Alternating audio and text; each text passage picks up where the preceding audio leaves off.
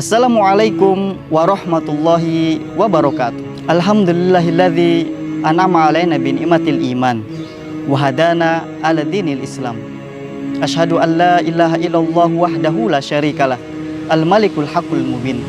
Wa asyhadu anna sayyidana Muhammadan abduhu wa rasuluhu al-mab'utsu rahmatan lil alamin. Pemirsa yang dirahmati Allah, berjumpa kembali di acara Kultum Ramadan yang penuh kemuliaan ini. Apakah kita termasuk orang yang amanah?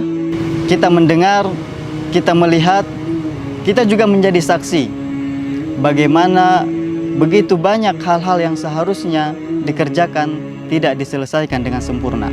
Padahal Allah Subhanahu wa taala berfirman di dalam surat Al-Anfal ayat 27. A'udzu billahi minasyaitonir rajim. Bismillahirrahmanirrahim. Ya ayyuhalladzina amanu la takhunullaha wa rasula wa takhunu amanatikum wa antum ta'lamun.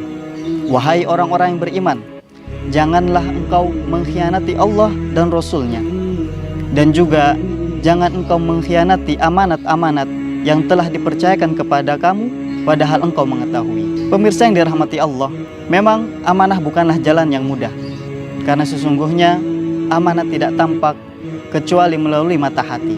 Penting untuk kita menyadari bahwa apa yang kita miliki bukanlah milik kita. Tidak lain, kita hanya diamanahi saja oleh Allah Subhanahu wa taala.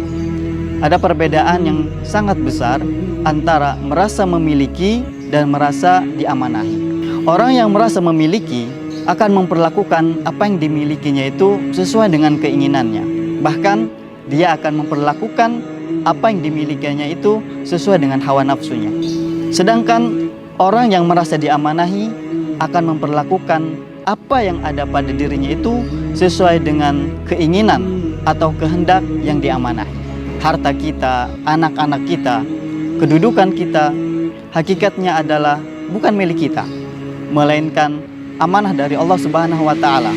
Dengan demikian, kita pun harus memperlakukan itu semuanya sesuai dengan apa yang diridhai oleh Allah Subhanahu wa taala. Inilah kuncinya.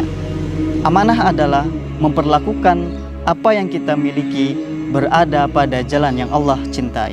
Mudah-mudahan bulan yang penuh rahmat, bulan yang penuh barokah ini membuka kembali mata kita, membuka kembali telinga kita, membuka kembali jiwa kita untuk dapat merasakan apa yang kita lakukan ada pada jalan keridhaan Allah Subhanahu wa taala.